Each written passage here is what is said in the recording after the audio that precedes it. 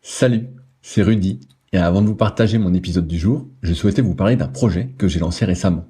En effet, après presque un an d'existence du podcast, je me suis rendu compte de quelques manques entre guillemets concernant certains sujets qui pourraient aider à mieux performer.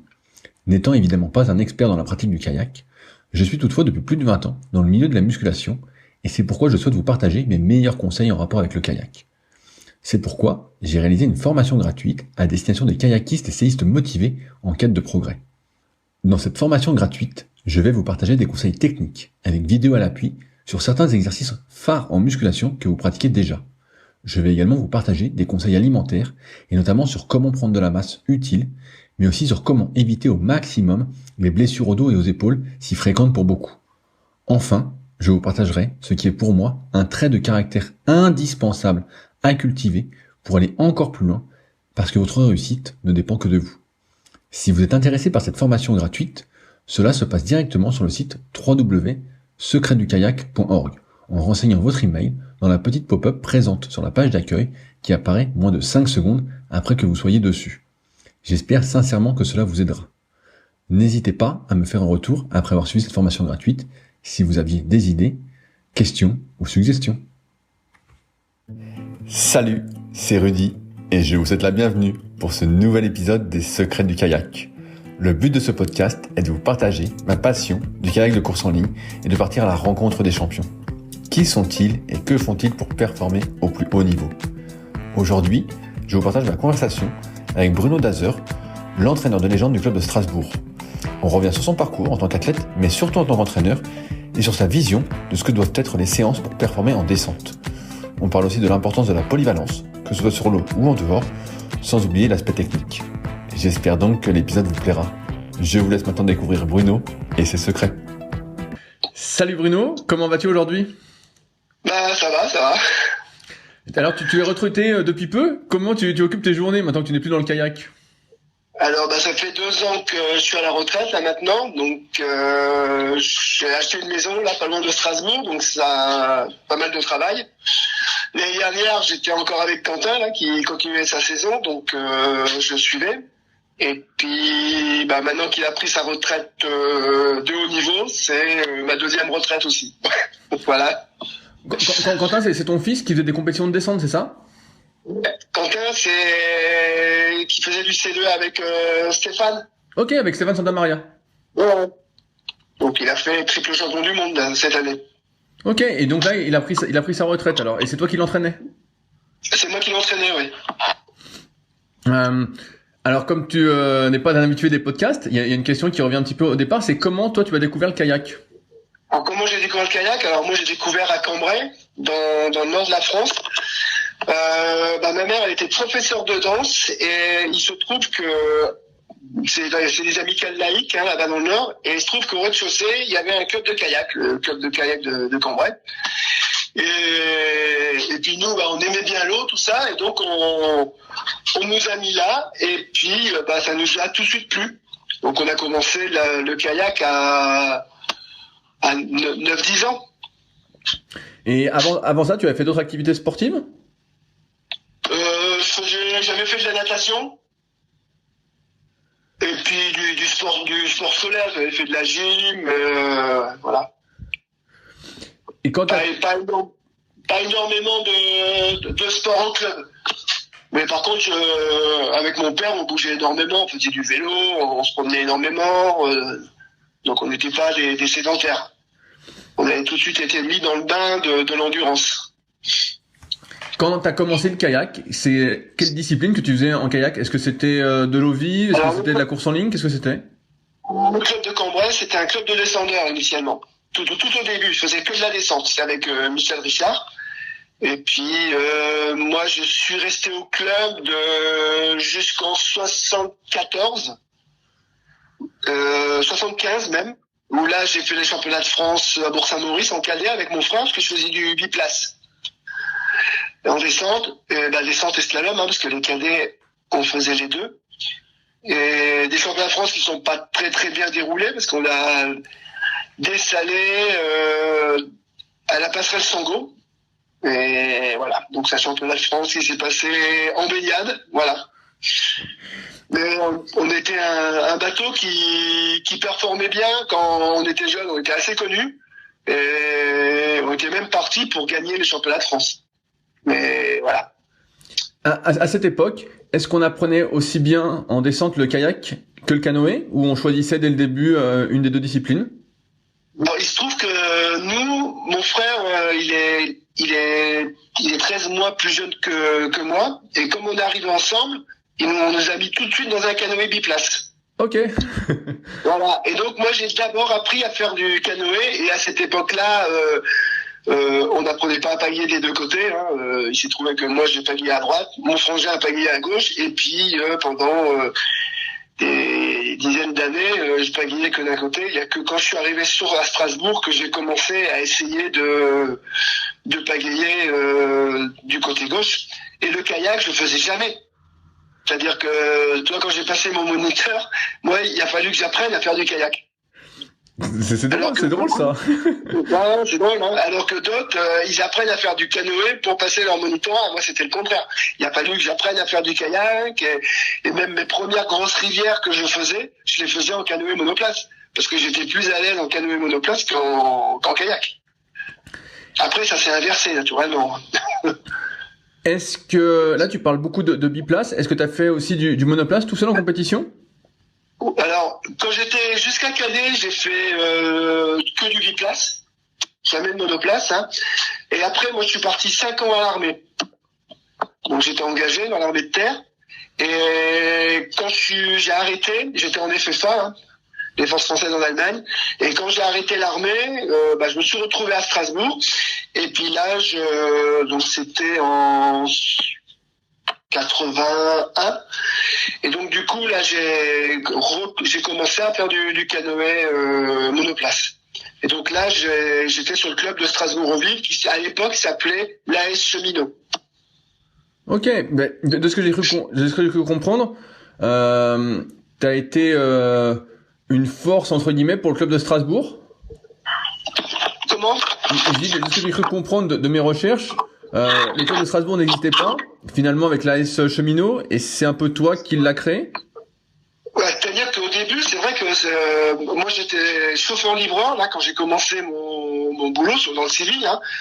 Et les mercredis après-midi, je prenais des sortes de RTT pour encadrer sur le club. Et j'ai commencé à dynamiser un peu au niveau du club sur des entraînements collectifs et ainsi de suite, parce que les gars quand ils s'entraînaient un peu chacun de leur côté. Donc on a commencé à installer ça et ensuite comment dire, moi j'ai fait ensuite je faisais pas mal de C1, j'ai fait du C2 avec plusieurs équipiers que j'ai un peu épuisés. Mais comment tu les as épuisés? Parce que moi j'étais quand même un féru de l'entraînement et donc au bout d'un voilà, j'avais mes objectifs et donc au fur et à mesure il y en a certains qui sont pas allés jusqu'au bout. Et puis après j'ai fait du bateau avec Sylvia Mossinger, j'ai fait du C2 mix pendant plusieurs années où là on était en parfaite entente parce que moi j'avais un critère, je voulais faire un équipage mais pas avec une fille avec qui je sortais. Donc, ce qui m'intéressait, c'était voilà, on faisait un C2000, c'était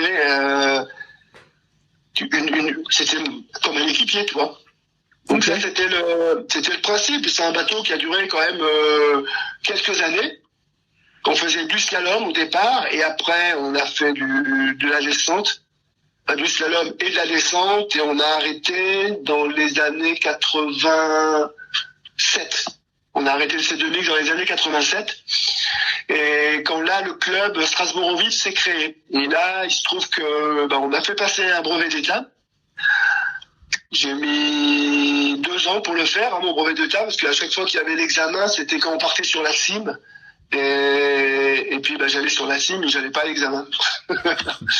Et donc du coup un jour on m'a dit tu vas pas sur la cime, tu vas passer ton tronc commun. Et donc j'ai passé mon tronc commun et puis après j'ai passé mon spécifique et puis j'ai eu mon BE. Et il se trouve que le club de Strasbourg-en-Ville qui était dans un endroit à Strasbourg où il y allait avoir des grandes modifications sur le réseau routier, le club a été rasé et a été transféré sur un autre secteur Et là, on a créé donc un grand club et il y avait déjà ce projet de prendre un permanent à temps complet. Et donc, moi, à l'époque, j'avais 30 ans. Donc, c'était pas des emplois aidés, hein. Moi, j'ai accepté.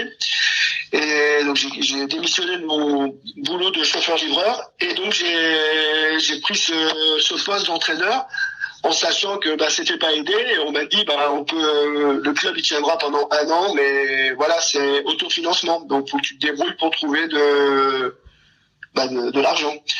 Donc, j'ai commencé à prospecter dans les écoles.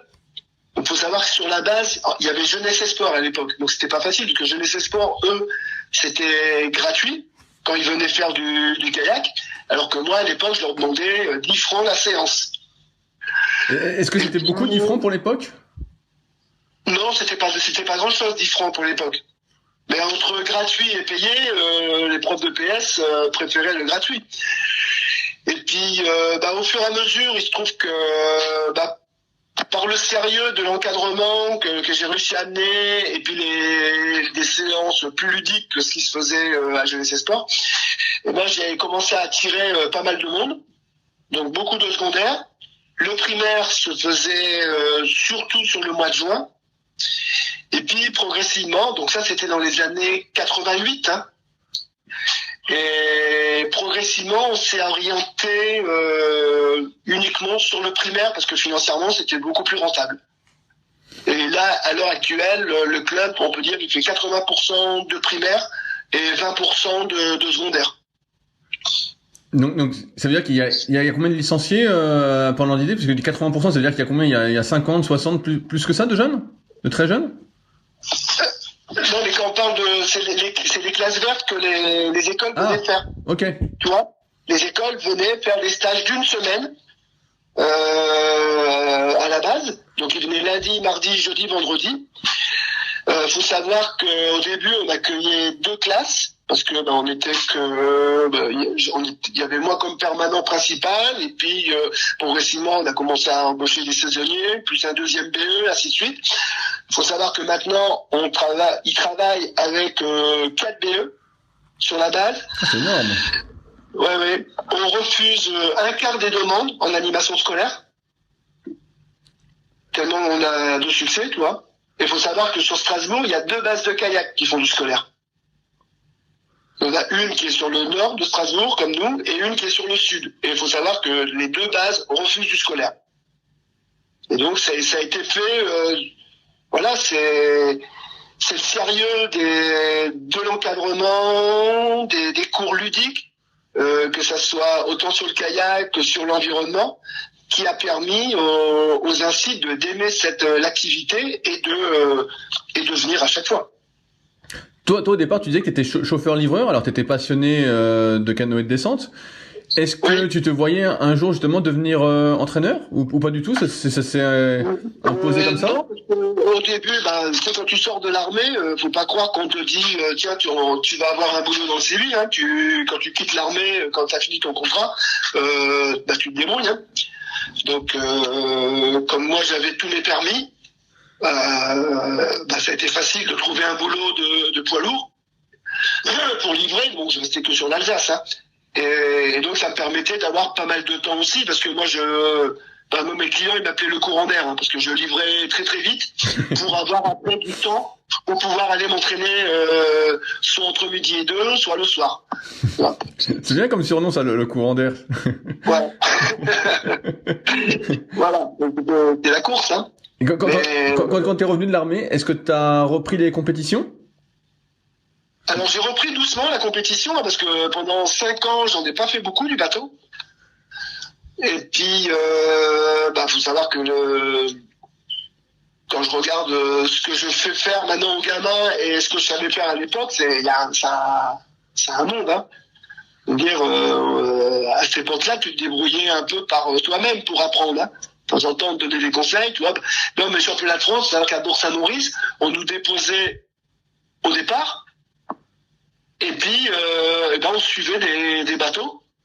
pour descendre des rapides d'Em, et puis ainsi de suite, tu vois. Il n'y avait pas des gens qui étaient là, dire ah tiens là tu passes à droite, incidence gauche, il n'y avait rien du tout, tu vois, tu te démerdais. Et puis il n'y avait pas de piste cyclable à Bourg-Saint-Maurice. C'était la jungle. Hein. Voilà. Je vois comment c'est, ouais. Maintenant on ferait plus ça à notre époque. Voilà. Et t'as repris pendant combien de temps les compétitions alors? Comment Tu as repris pendant combien de temps les compétitions? Ah bah après, quand je suis revenu vers 80, donc ouais, vers 80, 82, j'ai repris les compétitions en C1. Après, j'ai fait du C2. Je faisais du C1 et du C2, et puis après, j'ai fait le C2 mixte. Et je continuais en C1.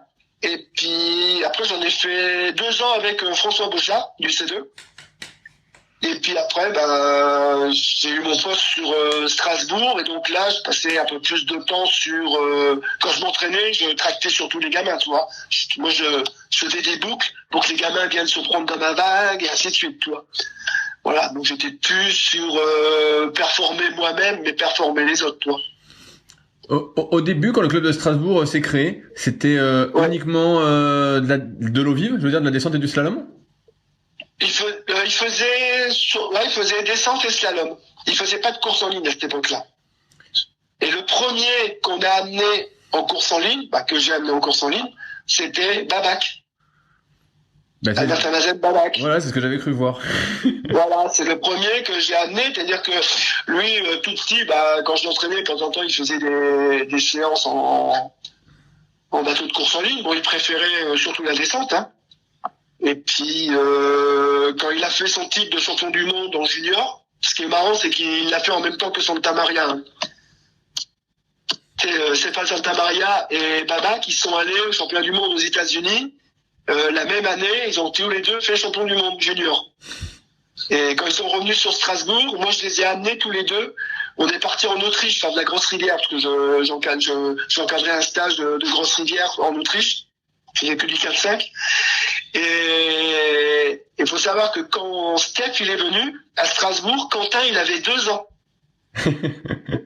Et quelques années après, une vingtaine d'années après, ils font du C2 ensemble.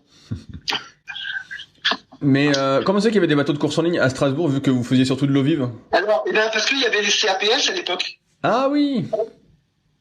Tu vois, il y avait ces bateaux, CAPS, tout ça, et puis il y avait une base départementale à Strasbourg, où il y avait les bateaux de course en ligne qui étaient stockés.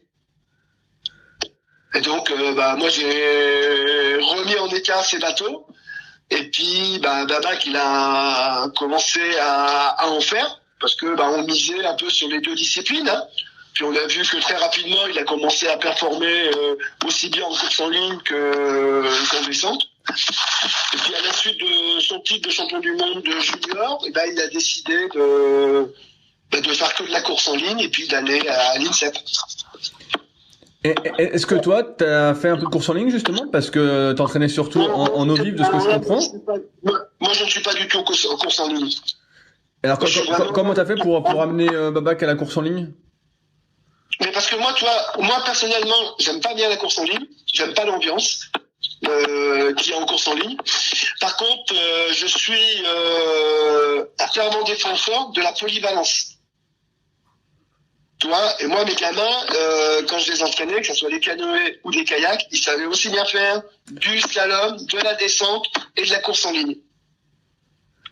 Est-ce que pour toi, c'est quelque chose d'indispensable d'avoir cette polyvalence? Tu vois, j'en parlais avec Hervé Duhamel dans le précédent podcast, qui lui était plutôt pour cette polyvalence. Est-ce que toi, avec ton recul, c'est une obligation pratiquement pour performer? Moi je pense. Hein. Je pense. Quand tu regardes combien il y a de bons athlètes en course en ligne qui sont des anciens descendeurs. Il y en a pas mal. Il y en a pas mal. Tu comprends? Et que ça soit même en eau vive, hein. Moi je l'ai très vu de vie parce que tu sais quand il y a eu ce vote pour casser la bivalence chez les cadets, moi je sais que j'avais dit que c'était dommage et que finalement j'irai peut-être pas moi sur des courses de slalom, mais j'irai peut-être plutôt aller faire naviguer les gamins sur des rivières pour qu'ils apprennent à naviguer et à lire la rivière. Il se trouve que c'est des choses qui n'ont pas pu se faire comme je pouvais l'espérer, parce que il y avait un problème économique, hein. Parce que si tu fais des déplacements et qu'il n'y a pas de course, les présidents de club ils sont pas trop d'accord, parce que ça coûte cher. Et puis les parents d'amener des gamins sur des rivières alors qu'il n'y a pas de course, c'est pareil, parce qu'il y a l'école. Et donc on se trouve qu'à part mon stage en Autriche où j'ai amené les meilleurs là, ça n'a pas pu se faire d'apprendre aux gamins d'aller sur des rivières. Parce qu'en Alsace c'est quand même plat, hein. Et la Bruche, la période de navigation c'est mars, ça caille quand même. Ça caille en Alsace. Donc c'est pas agréable pour apprendre aux gamins à faire de l'eau vive, toi. Quand il fait 0 degré et puis que la rivière, il faut débarquer souvent parce qu'il y a des arbres en travers, des trucs comme ça, parce que c'est une rivière qui est toujours asséchée l'été. C'est pas vraiment un super parcours. Je reviens sur le fait que donc tu avais beaucoup de jeunes qui faisaient de l'eau vive, et donc notamment Babac, et après donc tu l'as entraîné pour la course en ligne. La technique. Moi, c'est pas lui qui l'a entraîné en course en ligne. Ok. En course en ligne, il est parti donc à Paris. Hein, quand il était junior, après donc il était senior, il est parti sur Paris, et c'était Albert, j'ai plus son nom. Ah oui, je vois, putain, j'ai plus le nom non plus, c'est Albert, j'ai plus le nom de famille. Voilà, c'est Albert qui l'entraînait. Ça, pour avoir plus de précision, tu l'appelles Bala qui te dira. Donc c'est Albert qui... j'ai plus son nom, c'est fou. Qui l'entraînait. Même au début, je sais que Baba qui était beaucoup critiqué. Cette jalousie des ligneux quand t'avais des seniors qui viennent. Il y a des CTR qui ont dit toi en course en ligne, tu feras rien parce que tu payais mal. C'est vrai que c'est pas du tout la même technique, tu vois. Là, je m'entraîne, je suis à Libourne en ce moment avec Ronan Tastar, qui est entraîneur en club. Et c'est vrai que quand je vois un descendeur pagayer en course en ligne, je reconnais son geste. Je vois qu'il vient de la descente, tu vois. Ouais. Par contre, la force du descendeur, c'est qu'il sait s'adapter à n'importe quelle situation. Parce que tout petit, un descendeur, il doit se démerder. Parce qu'un descendeur, tu le mets dans un bateau et tu vas le chercher à l'arrivée. Et sur une course, il n'y a pas l'entraîneur qui est tout le temps à côté. Et ça, je trouve que ça donne une certaine mentalité d'entraide et d'être autonome pour après. J'ai souvent remarqué, donc, au fil des interviews, donc t'es le 92e, si jamais, que les descendeurs avaient une sorte de spirit à l'entraînement, dans le sens où ils se mettaient toujours, je veux dire, cartouche à chaque fois. Ils avaient vraiment l'envie de s'entraîner très très fortement. Parfois ils en faisaient trop, donc à l'instar de Claude Bénézique, tu dois bien connaître aussi. Et donc j'ai souvent retrouvé ce truc-là. Est-ce que toi, c'est aussi un truc que tu as remarqué parmi les descendeurs? C'est vraiment cette envie d'entraînement, et comme tu dis, peut-être cette démerde, en fait, on payait quelles que soient les conditions? Ouais. Mais parce que je te dis, alors moi j'ai toujours essayé de former des athlètes qui deviennent autonomes. Tu vois, c'est-à-dire pas des gars qui sont tout le temps à attendre que l'entraîneur dit lève ta tête, tends ton bras, et ainsi de suite, tu vois. Des gars qui arrivent à s'auto-critiquer à être autonomes sur la gestuelle. Moi, je leur donne des thèmes, et puis plusieurs thèmes par entraînement. Et puis c'est finalement au bout d'un moment, ça de toute façon il y en a plein qui le font, hein. Et je trouve que la plupart des athlètes que j'ai formés, après même quand je les entraîne à distance, je trouve qu'ils sont autonomes. Tu vois, moi j'ai eu Harald, Marzolf, tout ça. Et quand je vois le dernier, c'était Quentin. Quentin, moi je suis sur Strasbourg, il était à Toulouse. Et après, il était à Beauvais. Et je le voyais sur les courses. Je le voyais pas autrement. Hein. Et juste par téléphone, de temps en temps, il envoyait une vidéo. Et on arrivait à faire la programmation, à la modifier par rapport à son emploi du temps. Hein, et puis, à donner des thèmes techniques. Et qui marchaient bien. Et tu vois, quand tu donnes un thème technique, je suis pas là pour lui dire il y a ça et ça à faire au bord du bassin. Moi, je lis une vidéo, je lui dis voilà, il faut que tu travailles tel et tel truc, et puis tu t'aperçois que c'est fait. Mais est-ce qu'on peut dire qu'il y a quand même une technique à avoir, ou c'est vraiment individuel pour toi? Est-ce qu'il y a des prérequis? Moi, je dis qu'il y a une base. Il y a une base. Après, chaque athlète a son coup de paillet. Il y a une grosse base, dire palier vertical, éviter l'oblique arrière, pas sortir loin derrière, tu vois, et la façon de pénétrer la pagaie dans l'eau, tout ça. Mais après, tu t'aperçois que t'as des gars qui ont une pagaie qui va être hyper verticale et qui vont bien avancer, d'autres qui vont être un peu plus obliques et qui vont avancer pareil, tu vois. Après, ça dépend comment ils vont transmettre différemment dans leur bateau. Je te pose cette question parce que souvent il y a cette obsession un peu notamment en course en ligne, de la main haute, et donc de pagayer plutôt verticale. Et c'est vrai que si on regarde la plupart des très très grands champions, ils ont la main quand même qui est assez haute, la main sup. Mais à l'instar, on peut voir Cyril, par exemple, donc Cyril Carré qu'on attend sur le podcast depuis toujours, qui lui pagaie de manière plus horizontale et qui avance, qui a bien avancé, qui avance toujours sacrément bien. Voilà, c'est-à-dire que toi, moi je pense que par rapport à la morphologie de la personne, on va adapter son coup de pagaie à lui, tu vois. Moi je cherche à voir, toi, les grandes bases. Par exemple, pour le canoë, j'essaye de garder ces grandes bases, et après je vais pas les faire chier un mec parce que sa pagaie elle est pas hyper verticale. Parce que toi t'as fait donc surtout du canoë, est-ce que t'as entraîné aussi en kayak de descente? Oui. Tu vois, moi quand j'ai pris ma première pagaie, alors moi je faisais pas de kayak, et quand les pagaies creuses sont sorties, j'ai acheté une pagaie à Claude Dunésy, une pagaie immense, et j'ai acheté une pagaie creuse pour comprendre le coup de pagaie et pouvoir l'enseigner. Et comment ça s'est passé? Comment ça s'est passé alors tes premières séances en kayak avec cette pagaie creuse? Ça a été, vu que c'était pas du tout le même équilibre? Moi, ça a été assez vite, de toute façon, je faisais pas de course avec, Je veux dire, j'allais sur le canal, j'essayais de comprendre, je discutais avec des athlètes, tout ça, et puis voilà, j'ai travaillé comme ça. Et puis à force de chercher, de discuter, d'aller chercher les infos auprès des entraîneurs et puis des différents athlètes de haut niveau, tu arrives à comprendre. Et ça, c'est une démarche que j'essaye de faire comprendre un peu, que j'essaie de faire comprendre à mes athlètes, c'est de pas attendre que ça soit moi qui leur dise de faire telle ou telle chose, mais sur l'écoute, de pas avoir peur d'aller voir leur idole, et puis d'aller discuter avec eux et de parler technique, parce que souvent on dit la même chose, mais pas de la même façon, et il y a le message qui va être passé plus facilement avec telle personne qu'avec moi, ou vice versa. Mais c'est un peu le but des podcasts, c'est que je pose plein de questions et chacun effectivement répond différemment. Et des fois c'est un mot qui fait tilt, alors que l'autre personne avait dit, ou les autres personnes avaient dit la même chose, mais un mot suffit des fois pour comprendre différemment.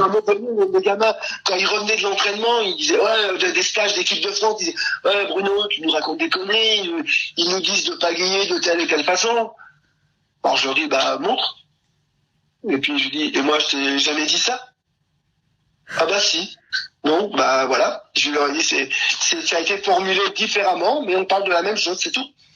Et moi, je vais peut-être axer sur la technique sur différents points, et d'autres entraîneurs, ça sera sur d'autres points. C'est tout. Est-ce que tu me saurais me définir qu'est-ce que ça signifie naviguer? Parce que souvent on me dit, quand le bassin est un peu démonté, du moins à mes yeux, on me dit faut que tu navigues. Et c'est quoi naviguer? C'est pagayer coûte que coûte pour toi? Non. C'est comprendre la rivière. C'est naviguer avec la rivière. Pas pagayer. Toi, en descente, tu pagayes pas tout le temps à la même allure. Il y a des moments, tu vas pagayer, tu vas avoir en canoë du 70 coups de pagaie minute, après tu vas passer peut-être à 60, après tu vas être à 90 coups de pagaie minute. C'est par rapport au tempo de la rivière Et c'est ça que les gens, il faut qu'ils comprennent. Et t'as pas la même façon de naviguer sur Chalot que à Bourg-Saint-Maurice. Ok, donc c'est développer une gamme technique. Des aptitudes par rapport au type de rivière. Et donc ça veut dire qu'il y a des fois tu vas pagayer plus ou moins haut, plus ou moins horizontal, plus ou moins JT d'un côté, c'est ça que ça veut dire? Non, pas forcément. Pas forcément. Ta façon de pagayer, naviguer sera la même, mais tu auras pas tu auras des attitudes qui vont être différentes par rapport à la force de l'eau, par rapport s'il y a beaucoup de cailloux, s'il y a des zones de haut fond, tu navigues quand même pas pareil. Et naviguer, c'est savoir s'adapter rapidement aux différents reliefs de la rivière. Ok, je vois. Je reviens sur le développement du club de Strasbourg. Donc au début, tu as réussi à ramener beaucoup de monde. Comment ça s'est passé la suite du développement? Parce que tu dis maintenant ils sont 4 BE. Est-ce que ça s'est fait progressivement ou ça a explosé d'un coup? Est-ce que t'as mis d'autres choses en place? Oui, parce qu'au début, moi, j'étais seul. Bon, j'avais un président de club qui était Daniel Sorensen. Et puis, il se trouve que au début, j'avais 3-4 classes qui venaient la première année. Et puis de bouche à oreille, et puis aussi dans mes démarches auprès des écoles, tout ça. Faut savoir que j'ai travaillé avec des instituts qui après sont devenus des gens qui travaillaient à l'inspection académique. Et donc ça m'a beaucoup aidé parce que à l'inspection académique, ils me reconnaissaient et donc ils ont aussi fait un peu de pub pour moi.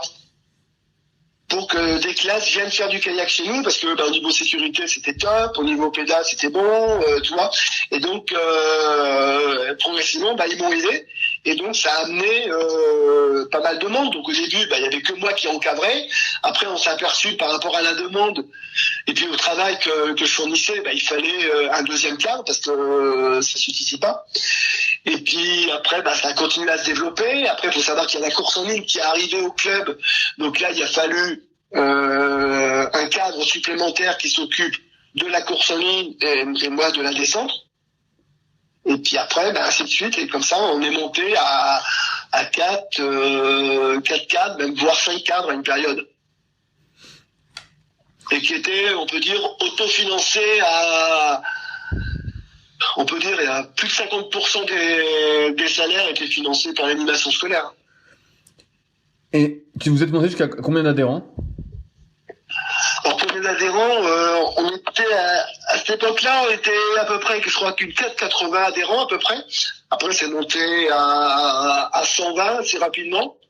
Et là, je crois qu'il doit être à 200 adhérents, mais c'est 200 adhérents qui pratiquent. Toi, t'as des clubs, t'as des adhérents, mais quand tu vois jamais qui payent leur licence. Des adhérents fantômes. Là, nous, on a, on peut dire que 80% des gens, même plus que 80%, sont payés. C'est énorme. C'est-à-dire que t'as 160 personnes qui font du kayak chaque semaine, quoi. Ou du canoë. Ouais. Ah ouais, c'est énorme. Ouais. Tu vois, en animation scolaire, il faut que tu te dises quand même que chaque semaine, t'as 80 gamins. À l'époque forte, on avait entre 80 et 100 gamins par semaine qui venaient faire du kayak pour une semaine. Et ça à partir de avril. Ah ouais, c'est énorme.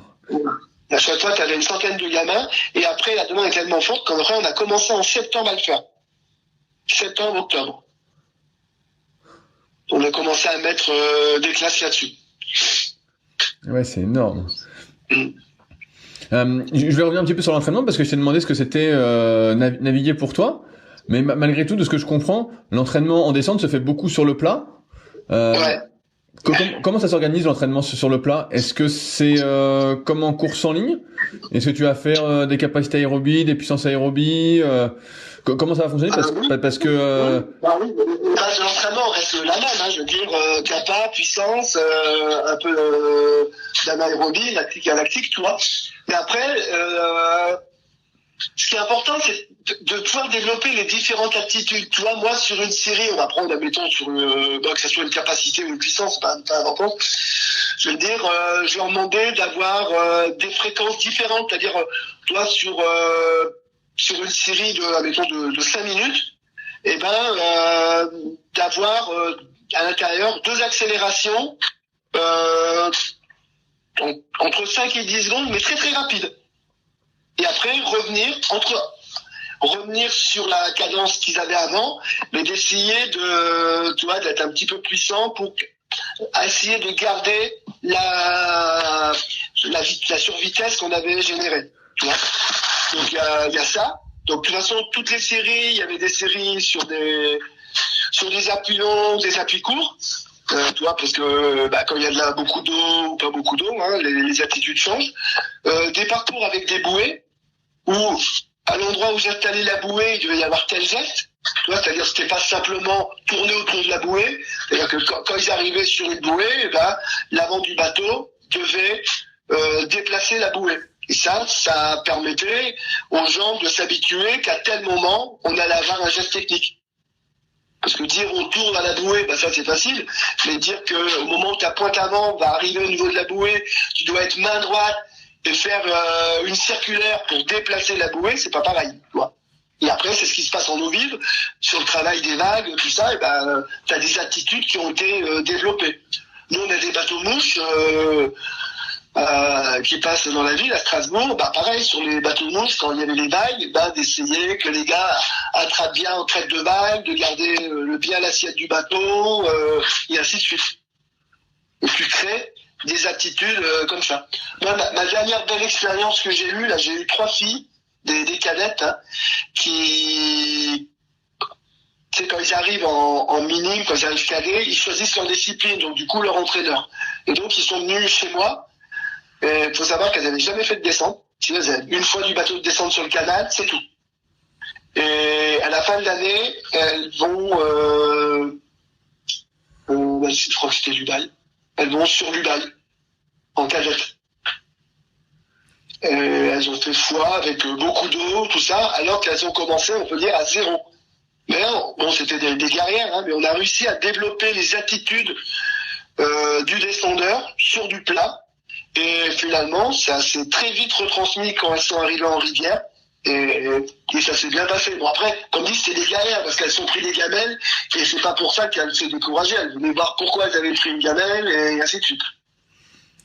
Et c'est hyper intéressant ce que tu dis parce que tu développes des aptitudes, entre guillemets. J'ai l'impression qu'il y a une grande place pour toi dans les aptitudes à développer qui sont pas quelque chose de, on pourrait dire que c'est quand même de la physio, mais tu vois, moi j'aurais tendance à penser, je fais une séance technique, tu vois, en cours, on va faire une séance entre guillemets d'éducatif, et puis sinon on va faire des séances physio, et on va pas mêler entre guillemets les deux. Et toi, j'ai l'impression entre guillemets que tu mêles les deux à chaque séance ou presque à chaque fois. C'est non, moi je mets les deux, ouais.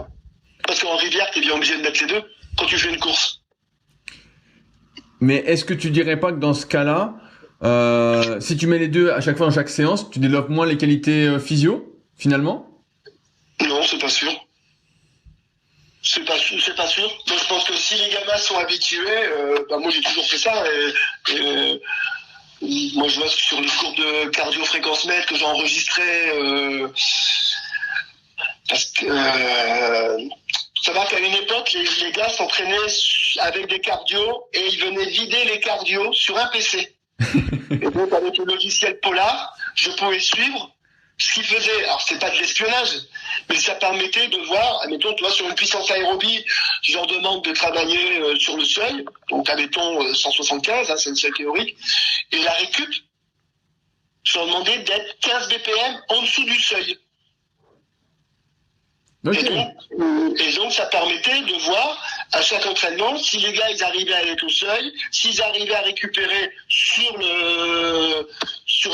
cette base-là. Et après, on pouvait modifier les paramètres. S'ils n'arrivaient pas à récupérer, on descendait un peu le seuil théorique. Et puis ainsi de suite. Et après, sur les différents entraînements, au fur et à mesure de l'année, on arrivait à remonter le seuil et à remonter aussi la base de récup. Ouais, c'est hyper intéressant, ça change. Et la puissance, et la récup de la puissance aérobie, donc qui était, admettons, 160 BPM, c'était la valeur sur une capacité aérobie. Ok.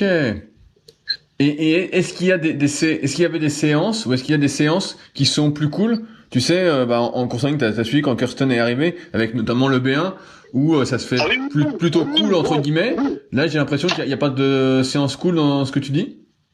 Si. Si, il y en avait. Oui, non. Je veux dire, une PA, c'est minimum tous les 48 heures. Il faut au moins 48 heures de récupération pour une puissance aérobie, hein. Et puis tu intercales des capas. Quand tu vois que les gars, moi je suis vachement à l'écoute des gars, quand tu vois que les gars, à un moment, ils étaient fatigués, parce qu'il n'y a pas que le kayak dans la vie, hein. Il y a les études, il y a le sport scolaire qui peut être fatigant aussi, hein. Et ben on modifiait, donc on pouvait faire des régénérations et ainsi de suite. Et moi, je leur disais, c'est pas la quantité de l'entraînement qui va faire que tu vas être fort, c'est la qualité de ton entraînement. Et donc, si, admettons, tu devais faire une puissance aérobie et puis tu es trop crevé, ben, tu la fais pas. Tu travailles tu refais une régénération et puis on la refera plus tard. C'est pas grave. Et là, on parle beaucoup de l'entraîneur de club. Est-ce que tu as été entraîneur national à un moment en descente? Non, alors j'ai pas été entraîneur national descendre. Alors j'ai amené 2 fois les juniors avec Zoc et après avec Kempf. J'ai amené les juniors là sur les mondiaux et les Europes. Et après je faisais partie de l'équipe de soutien en descente pour les seniors. C'est-à-dire au moment des championnats d'Europe ou des championnats du monde, je partais avec eux.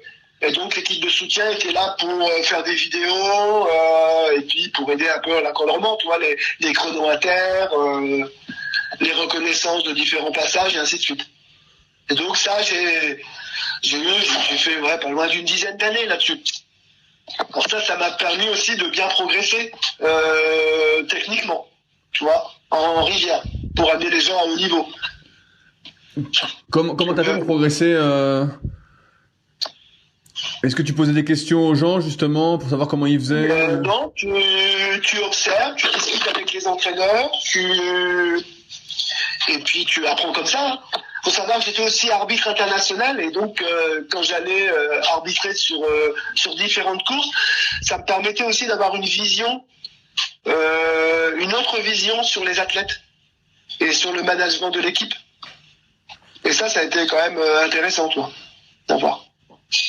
Est-ce que c'est un regret, entre guillemets, de ne pas avoir été entraîneur national en descente, vu qu'a priori, de ce que je comprends, t'as amené beaucoup d'athlètes à haut niveau?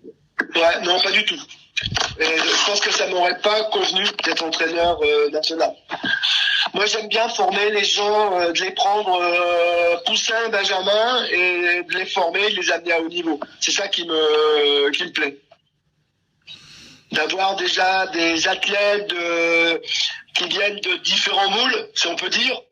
Et puis, je pense qu'avec moi, ça serait pas trop bien passé parce que j'ai des méthodes, si on peut dire, un peu empiriques, tu vois, sur ma façon de travailler, tout ça. Et donc, je pense avec des gars en équipe, ça marcherait pas, ce genre de truc. mais l'empirisme marche souvent mieux que la science, entre guillemets, non? Tout à fait. Mais après, il faut savoir l'amener.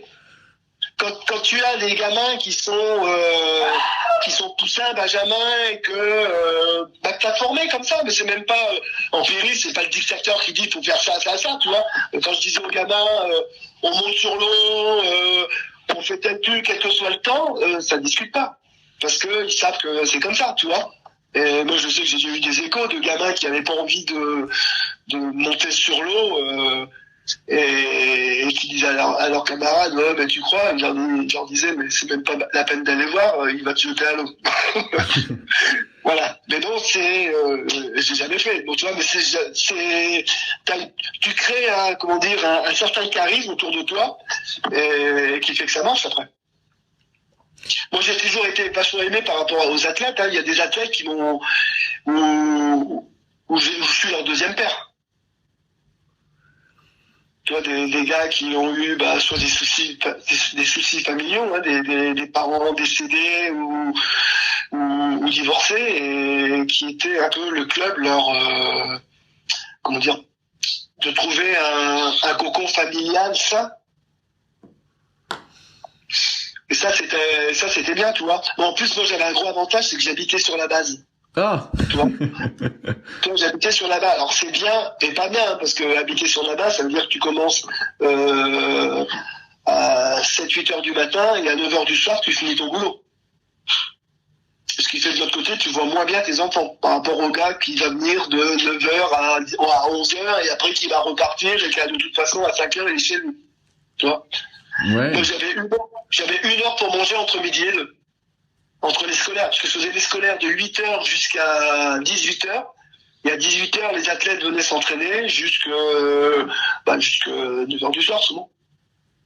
Ok, et comment ça se passait? Bah justement, tu dis 9h du soir. Est-ce qu'en hiver aussi, parce que là on est en décembre au moment où on fait le podcast, est-ce qu'en hiver quand il fait nuit, on navigue aussi à Strasbourg? Alors, à l'époque, ouais. Maintenant, non, parce qu'il y a des interdictions au niveau de la navigation, tout ça, tu vois. Mais bon, on naviguait, tu vois, moi, dernièrement, quand j'entraînais encore, on naviguait sur d'autres secteurs de nuit. Donc tu navigues avec quoi? Avec une frontale? Avec une frontale, mais il y a toujours l'éclairage un peu de la ville qui te permet de voir. Et donc, il y a des secteurs où tu peux naviguer, toi. Ok, ouais, je me pose la question parce qu'à Strasbourg il fait particulièrement froid, donc est-ce que l'hiver... Alors, il y a des périodes froides, hein. Mais tu vois, moi, ce que j'essaie de maintenir, c'est que les gars, au moins une fois dans la semaine, ils tiennent une pagaie. Pour pas perdre le contact de l'eau. Parce que quand tu dis, ah, là, il fait froid, tout ça, parce qu'à cette époque-là, il n'y avait pas les machines à pagayer comme maintenant, hein. Et donc, tu t'apercevais quand les gars, pendant plusieurs mois, mettons pendant 2 mois, on va dire janvier, février, qui est pour nous les mois les plus froids en Alsace, tu leur disais de plus pagayer, tu t'apercevais qu'en mois de mars, quand on attaquait les premières courses, ils avaient quand même du mal, parce qu'il fallait résister au froid. Alors que si tu les avais fait pagayer un petit peu sur cette période froide, eh ben le corps s'habitue et tu souffres moins quand tu reprends tes courses. Et donc tu es plus performant. Parce que si au moment de la course, tu perds 30% d'efficacité parce que tu as froid, ça sert pas à grand chose. Et ça veut dire que tu es contre les coupures? Parce que pareil, il y a pas mal d'athlètes qui aiment bien faire des coupures l'hiver pour faire par exemple que du ski de fond ou... Alors, ça veut pas dire qu'on fait pas, tu vois, nous on fait beaucoup de ski de fond, hein. Mais j'essaye qu'ils maintiennent au moins une séance pour en bateau. Pour garder ce contact. Alors, je veux dire, on a déjà eu des périodes où il faisait moins 10, moins 15 à Strasbourg, hein. Donc là, c'est sûr que les plans d'eau sont gelés, tu peux pas naviguer, t'as pas le choix, tu vois. Mais dès qu'on peut monter en bateau, on monte en bateau. Et par contre, tu vois, moi, contrairement à ce que font beaucoup de gens, je fais très peu de musculation. Mais justement, j'allais venir aux activités annexes en descente. Là, on parle du ski de fond. J'allais dire, voilà, là, vous faites du ski de fond. Est-ce que pour toi, c'est quelque chose qui aide pour la pratique du kayak? Et après, justement, quid de la muscu, des footings, tout ça? Le ski de fond, pour moi, c'est le meilleur sport aérobie. Donc, je veux dire, là, la plupart des gamins qu'on forme, on leur apprend à faire du ski de fond, hein. Et moi, je vois tous les gars qui ont été à haut niveau, ça a été des avions en ski de fond. Là, Quentin, quand il part tu vois, tous les ans, je vais à Chapelle-des-Bois, là, en famille, hein. Quentin, quand il y va, il part, il fait 60 bornes par jour. Voilà. Et non, le ski de fond pour nous, dans l'Est, hein, on a la forêt noire, hein, qui est bien, et les Allemands ils tracent vraiment bien, ils sont respectueux des pistes et c'est un plaisir d'aller skier là-bas. Et t'as des pistes qui sont avec des canons à neige et tu peux skier jusqu'à 10 heures du soir. Tu sais, pendant une période, c'était surtout la course à pied qui était à la mode. Je parle notamment de l'époque de Patrick Le Foulon ou Thierry Bocard où les mecs couraient beaucoup. Et c'est vrai que j'ai l'impression que c'est beaucoup passé. Là, c'est beaucoup le vélo en ce moment, je vois. Et là, le ski de fond. Est-ce que tu utilises quand même la course à pied? Ah bah, ils font des footings, ouais, c'est sûr. Ils font des footings. Moi, ils font un peu de muscu aussi, hein. Je veux dire, je suis pas contre, mais ils vont pas aller. Je pense qu'il y a certains athlètes qui ont pas besoin de beaucoup de muscu. Du gainage, ouais, mais pas forcément d'aller soulever beaucoup de fonte. Moi, c'est mon principe, hein. Ça dépend aussi de la morphologie du gamin, hein. Si c'est une ablette, c'est sûr qu'il va avoir besoin de faire un peu de muscu. Mais si t'as un gars qui est déjà bien charpentier, tout ça, faut mieux qu'il tienne une pagaie dans la main. Moi, on m'a déjà cassé des athlètes par la muscu. Des gamins que j'ai eu en descente qui sont passés à la course en ligne et que l'année d'après, on a complètement détruit, alors que ces gamins, quand ils étaient avec moi en descente, ils faisaient des résultats aussi en course en ligne, tu vois. Et l'année d'après, on leur a dit, tu vas faire que de la course en ligne et tu vas performer, et ben ça a été une catastrophe et ils les ont cassés. Mais je suis assez de ton avis. Moi, je pense que c'est surestimé. C'est bien, entre guillemets, sur l'aspect gainage. Je pense que là, il n'y a pas trop de débat. Mais qu'ensuite, la recherche, comme j'ai pu voir des fois dans certaines vidéos ou dans certaines discussions, de la performance en musculation à tout prix, avec des techniques des fois qui laissent à désirer, je pense que ça n'a aucun sens et que c'est souvent de l'énergie gâchée, quoi. Ouais. Moi, ouais. On muscu, c'est la salle de muscu, moi, elle est à côté de l'appart. Moi, je faisais des bons quand j'entendais les barres tomber. Je leur disais, vous allez dans une salle de muscu en ville, voilà, vous faites une journée, vous dégagez de la salle. Une barre, on la laisse pas tomber, on la pose. Je parle surtout sur le tirage planche, hein, quand je les vois faire. Moi, ça m'a toujours, je suis un peu à l'ancienne, mais ça m'a toujours un peu révolté de voir les gars de taper la barre contre le banc et après de la lâcher pour pouvoir le refaire, tu vois. C'est une bonne question, cette histoire de muscu, parce que tu sais, j'en parlais avec Quentin Bonnetin dans un précédent épisode et on se posait justement la question de, je crois qu'il avait dit, est-ce qu'il y a besoin de faire 140 au développé couché pour performer? Et donc Quentin qui a été récent, t'as vu, champion du monde de descente. Donc. Et donc moi je pense que ça sert à rien. Je pense que c'est de l'énergie gâchée, mais quand tu vois en fait, tu propulses ton poids. Ça sert à rien de faire un développé à 140 kilos, c'est plus utile de faire de la force endurance, c'est-à-dire d'arriver à développer, 80 fois ton poids. En fait, ce qui trompe, c'est surtout qu'on voit beaucoup les athlètes étrangers, sur les réseaux sociaux, je sais pas si t'es très présent, mais on les voit faire à chaque fois des performances assez incroyables, au développé couché ou au tirage planche, et on se dit, voilà, c'est ça le secret, ou aux tractions même, et on se dit, voilà, c'est pour ça qu'ils vont vite. Et de mon expérience entre guillemets, j'ai pas l'impression que ce soit très corrélé. C'est très corrélé.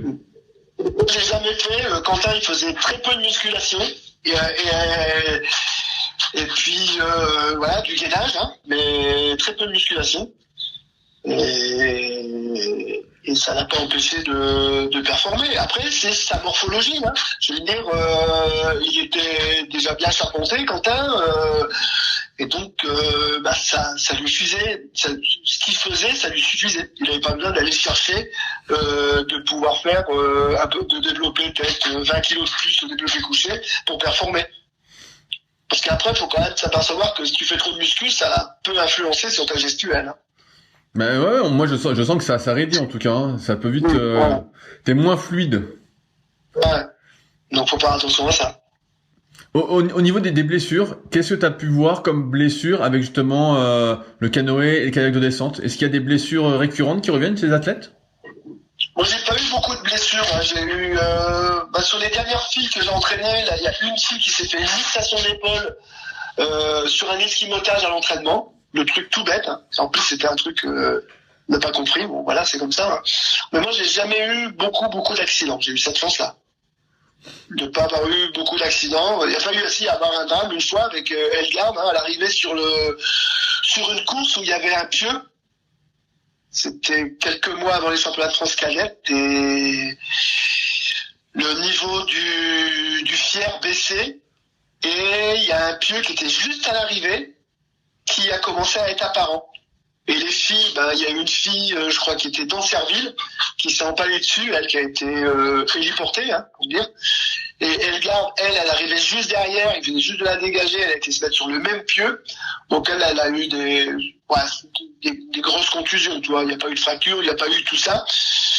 Mais elle a quand même été hospitalisée et on l'a ramenée, je suis resté avec elle et on l'a ramenée le lendemain à Strasbourg en ambulance, toi. Ah ouais, bon là ça rigole pas. Mais tu vois pas comme en course en ligne, je vois où souvent il y a des blessures au dos avec toute la rotation qu'il y a, des hernies discales, les épaules souvent avec les mains hautes, il y a souvent le sus-épineux au bout d'un moment qui fait la tronche. Est-ce que t'as vu ça aussi en descente ou pas du tout? Moi, j'ai pas eu de gros problèmes musculaires. Sur quand même 33 ans d'entraîneur à Strasbourg-Vive. Hein. Ok. Et qu'est-ce que tu penses de la place de tout ce qui est donc pas ce qui est autour de l'activité du kayak ou de la descente, comme on a dit, des activités sportives, mais tout ce qui va être alimentation, kiné, ostéo, prépa mentale. Est-ce que c'est présent? Est-ce que tu as un retour d'expérience là-dessus? Alors moi, il y a eu une époque où j'ai fait un peu de sophrologie. Et donc ça, c'était avant la mauvaise période. On a essayé de me virer là. Et je faisais un peu de sophro avec les gars. De la sophodynamique, de la visualisation. Et c'était pas mal. C'était pas mal. Pour la récup aussi, j'en avais fait un peu avec les stages équipes là. J'avais fait un peu de relaxation, tout ça.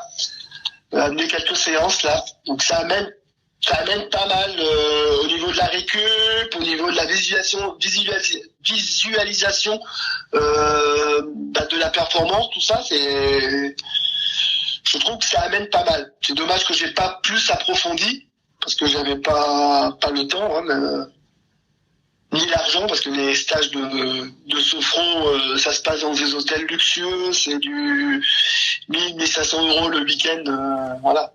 Pour en discuter, donc j'ai pas trop d'argent à déployer là-dedans mais je trouve que ça m'a pas mal, c'était pas mal.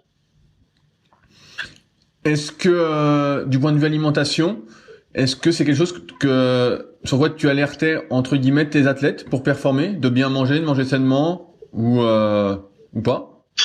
Alors, bah oui, parce que nous, déjà, on faisait des stages, on faisait de la bouffe nous-mêmes, hein.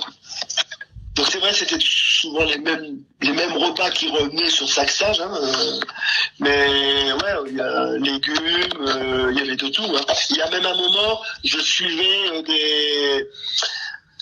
donc surtout sur le petit déjeuner, il y a un livre qui a été fait avec le docteur Haas, qui était un gars qui s'occupait de Navratilova, la tennisman là, et il a fait un livre qui s'appelle Manger pour gagner. Oui, je me souviens où il fallait manger beaucoup de glucides normalement de mémoire, non? C'était pas ça? Non, pas forcément.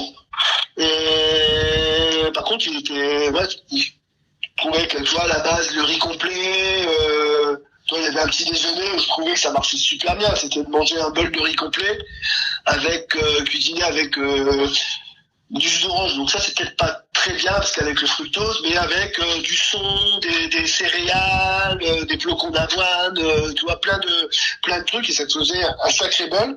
Et je trouvais que quand on suivait pas à la lettre tout le régime, mais les athlètes avaient la pêche. Tu vois, et on se sentait bien, tu vois. Par contre, l'inconvénient, c'est que tu passais un temps fou à cuisiner, tout ça, donc après, comme j'avais pas beaucoup d'aide là-dessus, après, progressivement, souvent, on a un petit peu arrêté, tu vois. Parce que moi, j'ai pas une panoplie de maman qui vient pour t'aider à faire la bouffe. Hein. Moi, à championnat de France, je vais chercher le pain le matin. Les gars, quand ils se réveillent, ils ont le petit déjeuner qui est prêt. Je fais les courses, c'est moi qui popotais. Et le soir, je faisais les vidéos. Et à minuit, j'allais me coucher, j'étais bien content. Et à 6h, 7h le matin, j'étais de nouveau debout pour recommencer, tu vois. Donc, après, quand tu passes trop de temps sur la cuisine, c'est vrai que c'est un inconvénient, tu vois. Mais après, tu vois, moi j'ai eu la période avec Arad Marzolf, tout ça, qui ont aidé énormément après, tu vois, à m'aider à faire la cuisine, à faire les courses. Et donc ça permettait de pouvoir d'avoir une alimentation relativement saine, tu vois. C'était beaucoup de frais, c'était pas que des boîtes à cuisiner. J'ai vu qu'en 2005, tu avais sorti un livre que tu as coécrit, Le canoë-kayak, découverte, apprentissage et perfectionnement. Qu'est-ce qu'on trouve dans ce livre? C'est pas moi qui ai écrit le livre, hein, là-dessus. C'est-à-dire que le livre, c'était un prof du FR Stats à Strasbourg, donc Dominique Keller, qui a écrit le livre. Moi, après, j'ai fait des corrections et j'ai donné des orientations. Faut savoir que eux, après, ils sont un peu, tu sais, par l'éditeur. Tu peux pas faire n'importe quoi et il y a des choses qu'il va te demander de faire et toi tu aurais voulu faire autrement, tu vois. Et donc voilà. Donc j'ai aidé, mais moi j'ai pas écrit. J'ai corrigé, j'ai modifié certaines choses. Mais en gros, ce livre, c'est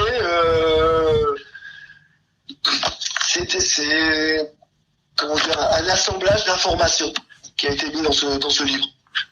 Soit des choses qui ont déjà été écrites et ainsi de suite. Je te parle de ça parce que il y a très peu de ressources sur le kayak, d'où encore une fois le podcast et le site et les articles que j'essaye d'écrire en ce moment. Est-ce que ce serait pas, vu toute ton expérience, un projet maintenant que tu es à la retraite, d'écrire un livre pour partager justement Non, pas du tout. Non, alors là, moi, je suis pas du tout un écrivain. Ah merde. Écrire, toi, déjà sur les réseaux sociaux, tout ça, c'est vraiment une corvée pour moi, tu vois. Je parle beaucoup, mais tu vois, écrire, c'est vraiment un truc que je déteste, tu vois. Okay. Parce que toi, moi, quand on a sorti ce livre, je le voyais différemment. Je le voyais plus sur des aspects techniques, tout ça. Et puis, bah, finalement, l'éditeur ne voulait pas que ça se fasse comme ça. Et donc, ça s'est fait sur la formule qui est sortie. Donc, moi, j'ai amené au niveau des photos. Et puis les corrections. Voilà. Bon, bah, dommage. Je me disais, est-ce que tu vas retranscrire tout ce que tu sais? Parce qu'il y avait plein de trucs intéressants. Ouais. Qu'est-ce qui fait que t'as pris ta retraite? Parce que t'as l'air encore en forme, t'as toujours la passion, on voit. Moi, c'était un métier passion, hein, je veux dire. Et j'ai eu heureusement une femme qui a été très compréhensible pour ça, hein, parce que, je veux dire, comme je te disais, moi, à 8 heures, j'étais sur l'eau jusqu'à 9 heures du soir. Les week-ends, je partais sur les courses. Et puis elle s'occupait des enfants, tout ça. Hein. Donc, j'ai une femme qui savait quand elle disait que 50% du bonhomme et que les 50%, les autres 50%, c'était le canoë, tu vois. Bon, après, ça nous a amené une bonne récompense avec Quentin. Et alors, pourquoi t'as pris ta retraite? Alors, moi, j'ai repris ma retraite à 62 ans quand même. Hein. Et il faut savoir que j'ai été touché à 60 ans d'un cancer. Ah merde. Cancer des poumons, du foie et dans les os. Et donc là maintenant, dans les os, ça a disparu et je suis toujours en traitement pour les poumons. Le foie, ça diminue, mais les poumons, ça restera comme ça. C'est pas opérable. C'est pas un cancer du poumon, du fumeur, hein, parce que je fumais pas. Ou très peu, hein. Au championnat du monde, tout ça, on fumait une clope, mais je fumais pas énormément. Et je bois pas, tu vois, j'en ai dans le foie. Mais bon, voilà, c'est la pollution, il y a plein d'autres choses. Hein. Voilà. Donc moi, à 60 ans, quand j'ai eu ce cancer, de toute façon, parce que moi j'ai une carrière longue, donc j'aurais très bien pu partir à 60 ans. Mais à 60 ans, mon oncologue, il m'a dit que c'était important, c'est que je continue à travailler. Donc ça m'a un peu arrangé. Et donc j'ai eu un mi-temps. Pendant 3 ans en tout, presque 3 ans, j'ai eu un mi-temps thérapeutique pour pouvoir continuer à m'occuper, mais pas à m'épuiser, parce que voilà, ton corps il travaille 24 heures sur 24 sur cette saloperie de maladie avec les traitements, et donc tu as plus la même pêche que avant, tu vois. Donc il a fallu faire avec, mais c'est vrai que c'était la passion, et ce qui m'a permis aussi de décrocher, parce que moi je m'inquiétais un peu, hein, parce que tu as toujours des athlètes qui arrivent, et puis à un moment, t'es un peu en peine de voir que ces gamins ont un potentiel, et puis que tu vas les lâcher, toi. Et il y a eu le Covid, et pour moi le Covid a été une aubaine, alors je l'ai eu en plus, mais ça a été une aubaine parce que ça m'a permis de décrocher un peu, et de pouvoir prendre vraiment ma retraite. Alors toi, ça m'empêche pas, toi là j'étais au championnat de France à Saint-Pierre-de-Bœuf, quand je vais sur différentes courses, de faire des retours aux gamins. Là il y a quelques gamins qui me demandent des retours techniques, tout ça, je leur fais. Alors avec la maison en rénovation, c'est un peu compliqué, mais là au printemps ça va être fini, et il y a quelques gamins qui ont de temps en temps des retours, quoi. Bon, en gros, t'es encore là, quoi. Pratiquement. Je suis encore là, oui. J'ai bien compris. C'est toujours cette passion de transmettre son savoir. Et c'est ça je trouve qui est important. Donc, tant que tu peux amener quelque chose aux gamins, voilà, pour moi, je suis content. Tu vois, moi, les dernières filles que j'ai entraînées, là, les 3 cadettes, je savais très bien que je les amènerais pas à du haut niveau parce que c'était des têtes. Hein. Pour dire, il y en a une qui est à Cambridge, en université. Il y en a une qui est sur l'université à Lausanne et l'autre qui est au Canada pour être dans une université pour être pilote d'avion. Tu vois, donc c'était des têtes. Voilà, après, les études, c'est d'abord, tu vois. Mais quand tu vois tout ce que tu peux amener, tout ce changement, tu arrives à... Et puis, il n'y a pas que le kayak. Tu vois, moi, les parents, je les ai eu après, discuter ensemble. Il n'y a pas que le kayak qui a été transmis parce que, tu vois, quand elles vont sur des épreuves, sur des examens, eh ben, elles arrivent à se concentrer, elles arrivent à mieux se préparer et à mieux appréhender l'épreuve, comme si c'était une course. Et ça, je trouve que c'est des choses qui me font vraiment vibrer, tu vois, d'arriver à transmettre ça. Et que ça n'a pas été simplement une performance sur une rivière. C'est qu'on a réussi à amener autre chose. Eh bien, ça me paraît être un super mot de la fin. Si vous êtes encore là, c'est que l'épisode vous a plu. Dans ce cas, je vous invite grandement à m'aider à faire grandir ce podcast en mettant une note de 5 étoiles et un commentaire d'encouragement sur l'application de podcast où vous l'écoutez et plus particulièrement sur l'application podcast d'Apple. Cela m'aidera d'autant plus à accueillir les meilleurs kayakistes français grâce à la crédibilité que vous me donnerez. Enfin, vous pouvez retrouver la retranscription écrite de cet échange sur www.secretdukayak.org. En attendant, laissez glisser et à la semaine prochaine.